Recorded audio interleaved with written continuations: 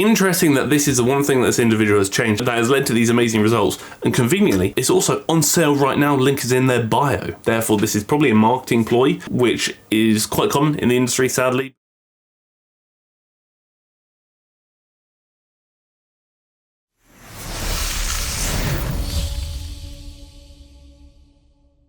Well, if you're watching this, I am currently in Turkey on holiday with my friend. Don't worry, I'm still here and I'm still uploading videos. Despite me not being in my country, you can't escape me. I'm like a bad cold. That's what I am. And this has actually been on the list because I've had quite a few TikToks and Instagram reels sent to me over the course of the last few months. And I figured, you know what, I haven't actually done like a TikTok kind of video for a long time. Like a compilation of loads of different types of short form content. So that's exactly what we're going to do today. We're looking at all sorts. We're looking at BBL machines.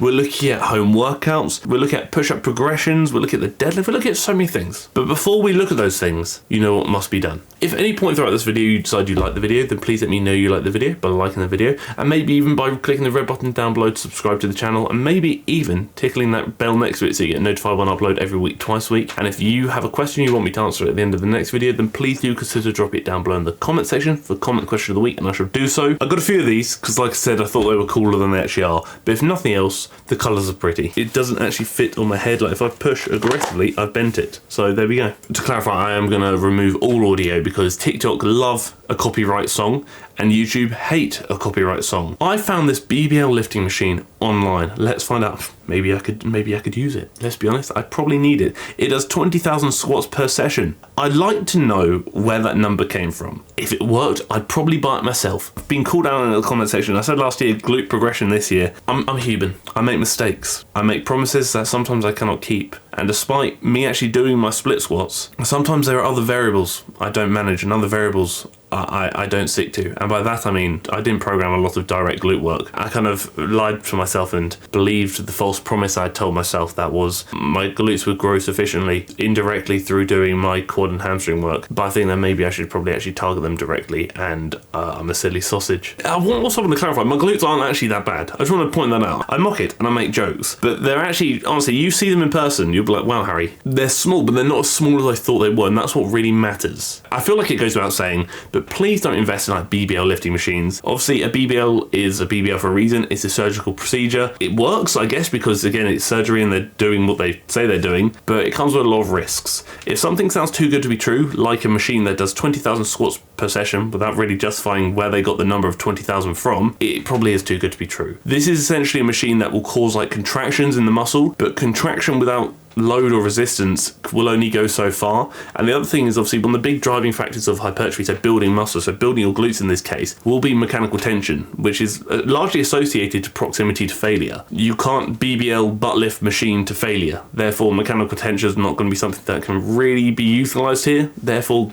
glute hypertrophy is not going to be what you'd expect. Bin off the machine, do your squats, do your hip thrusts, do your RDLs, do your other bits and bobs, and you're gonna have the juicy glutes that I don't have one day. Just lift heavy, train hard, and save your money. Oh, it's gonna be another one. Your body has changed so much recently. What have you changed in your routine? Let's find out. I already know what it is, and it's gonna trigger me, so we're just gonna go with it anyway. One simple change gonna hit me, tell me, disappoint me, I'm ready. Oxy Shred. Burns stubborn fat, gives you energy, helps reduce hunger. Interesting that this is the one thing that this individual has changed that has led to these amazing results, and conveniently, it's also on sale right now. Link is in their bio. Therefore, this is probably a marketing ploy, which is quite common in the industry, sadly, but the reality is, this doesn't just apply to Oxy Shred, this applies to supplements as a blanket. Supplements will do far less for you and your physique than I think many people realise. Supplements should be bottom of the priority list. Look at your intensity, look at your training program, look at your recovery, so your sleep, etc, etc. Look at your food, you eat enough protein, enough calories, all those things.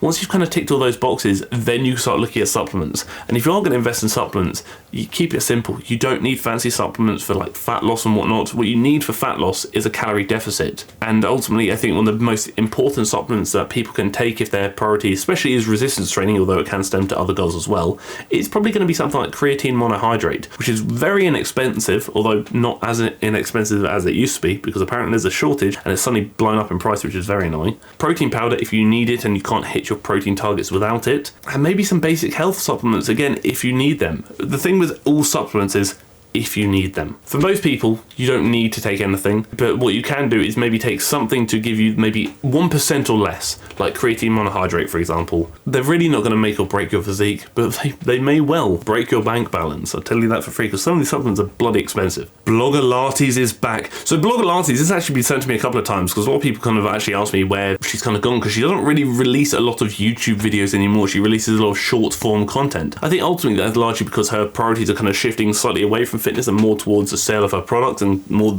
the business side of things. Therefore, short form content seems to be quite a good marketing means for that, which is likely why she's not releasing as many longer YouTube videos anymore and is instead focusing on short form content largely surrounding business stuff. But there are a few fitness bits and bobs here and there. Want Pilates abs but don't have a reformer? Use sliders. Grab sliders and try this. The movements themselves that she's performing aren't probably as effective for the abs as you might think. Obviously the big thing we're looking at is reducing the distance between the sternum and the pelvis, or the pelvis and the sternum. Some of these movements are obviously doing that, but maybe not as much as you might think. And the earlier like mountain climber variation doesn't really reduce the distance between this pelvis and the sternum. It's more of a hip flexor movement itself rather than like a direct ab movement. I'm not saying it's not going to work the abs. I'm stating that it is just probably not as effective for the abs as you might think. When we're looking at like typical crunch variations or ab variations that are good for like abdominal hypertrophy, so the building of the ab muscles, we do really want to focus on spinal flexion, so bending and rolling that spine. You shouldn't be keeping a straight back because you cannot flex your spine with a straight back. The sliders themselves, if you're working out at home,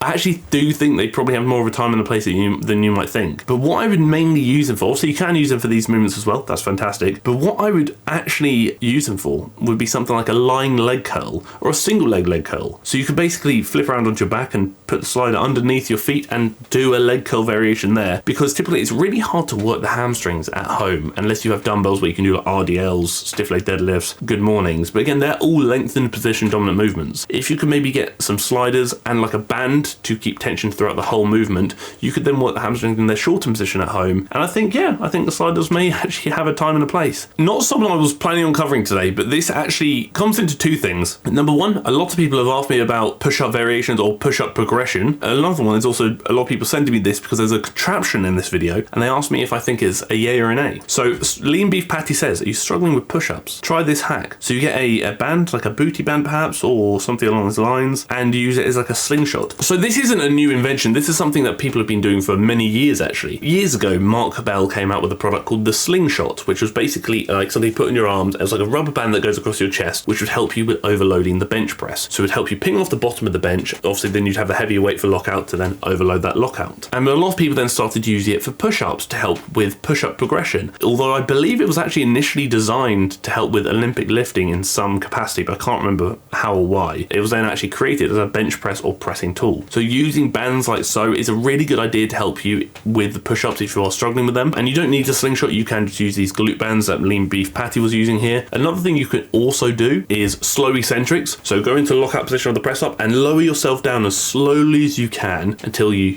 fall. Don't hit your head. Put something like a pillow down or something similar, or stop before you hit that point. Get onto your knees, climb back up again, repeat that a few times, so eccentric dominant reps, because we are likely going to be significantly stronger in the eccentric position of the rep than the concentric position of the rep, meaning you can control more weight on the way down than you can push on the way up. Let's say I can bench press 200 kilos, for example. I may actually be able to control with a good tempo about 240 kilos. On top of that, you can also go to your knees and do knee push-ups as well, where you can then do as a combination of the both. So slow eccentric on the feet, drop to the knees, push up the rest. Then eventually over time, you will likely progress to being able to do full push-ups. Bloody fantastic, if you ask me. Bloody fantastic. The deadlift is a exceptional exercise, and it does build a lot of muscle. Okay, you ask anybody who's very experienced with the deadlift, who's been training people for a long time, it has tremendous benefits. Is the deadlift a fantastic movement? I think the deadlift is a good movement. Can it build a lot of muscle? I don't think it can necessarily build a lot of muscle. It can certainly build muscle, yes, absolutely. But when you're looking at not only biomechanics, but also like trade-off of potential risk of injury maybe, or stimulus to fatigue ratio, things along those lines, I think there are better alternatives. There is a reason why a lot of bodybuilders whose sole purpose is to build as much muscle as possible choose not to deadlift. I think when looking at the erectors or the posterior chain in general, perhaps, I would favour an RDL or a stiff leg deadlift. I think they are much more stimulating for the target musculatures, being obviously either the hamstrings, the glutes, the lower back, whatever it may be, so the erectors. And they're also less fatiguing, which is a big thing. So it's not only about how hard can you push a movement during that session. My kids were telling Phil actually said this, it's about how hard can you push a movement whilst not impacting your next session. Whereas deadlifts, a lot of people find that they then impact their next session because they're so fatigued from doing so. So although I think the deadlifts are good, personally I wouldn't deadlift like standard, like conventional sumo, unless you just wanted to deadlift and deadlift progression is something you really cared about, or if you were competing in a sport in which the deadlift was necessary, or the deadlift could greatly assist your performance. Go on, last one on the old Instagram reel machine. Here's how I replaced glute activation for warm-up sets at the start of my leg days. 3 reasons for warm-up sets: work through kinks in your form, increase mind-to-muscle connection, and work up to a challenging weight. I think the idea of activation stuff almost implies that the muscles you're trying to work aren't activated. Like if your glutes weren't activated, you wouldn't be able to stand up, you would just flop to the floor. If it's a question of either doing activation work or going through warm-up sets to then work up to your working weight, I would always choose warm-up sets anyway, because I think ultimately it essentially primes you for the movement you're intending to perform. Mind-muscle connection is not as important as people think. It certainly has a time and a place, but again, like I said many times before, sensation cannot be used as an accurate means of gauging the effectiveness of a movement. I'm a big believer in warm-up sets because it allows you to work up to your working weight whilst not only reducing the risk of injury because you're going to be primed and ready for the movement, but also allow you to potentially improve performance because you are, like I said, primed and ready to perform the range of motion you're looking at performing with significantly heavier load. How many warm-up sets is really up to you. I feel like earlier movements, let's say like squats and stuff, I probably do quite a lot because especially if I'm working out quite heavy. As the workout goes on and the number of moving parts in the movement decreases, so let's say like tricep isolations for example, I might only just do 1, but beforehand I might, let's say, do 3. It really does depend. It's as many as you need to be warm and ready for the movement you're looking to perform. Activating the muscle is essentially a means of pre-exhausting the muscle. And what I mean by that is essentially pre-fatiguing the muscle before you go on to like a multi-joint movement perhaps. So doing like glute band kickbacks and things along those lines before then go over to your squats. So when you are squatting, you feel your glutes working more because they're already pre-fatigued from the activation beforehand. Does this increase the effectiveness of the movement for the glutes, for example? Not necessarily. There's an argument to consider that it could actually limit the effectiveness of that movement because you're now adding additional limitations or limiting factors to the movement you're performing. But flip around, I do also think pre-exhausting does have a time and a place. There's an argument for, there's an argument against. It really does depend. But for most people and for most cases, I would say I'd worry more about warm-up sets and really prioritize just straight sets rather than doing pre-exhaust and things along those lines. But again, like I said, time and a place. But honestly, that's it. That is the video. That is the TikTok and Instagram reel compilation. No comment question of the week this week because like I said, I am in Turkey, so I haven't got any updated comment question of the week questions filmed from the recent videos because I'm obviously in a different country and I don't have my camera and all the bits and bobs I need. But they'll return when I'm back, which is going to be this weekend. Hopefully you tolerated what I had to say and hopefully you didn't hate the fact that my hat is now partially bent and maybe a bit broken. Like I said at the start of the video, if you did like the video, please let me know you like the video by liking the video. And if you haven't already, please do consider clicking the red button down below to subscribe to the channel and maybe even the bell next to it so you get notified when I upload every week, twice a week. And if you have a question you want me to answer at the end of the next video, then please do consider dropping it down below in the comment section for comments question of the week and I shall do so. Thank you for tolerating me. Thank you for tolerating the fact that I will return from holiday just as pale as I am now. Just you wait. And thank you for tolerating the video.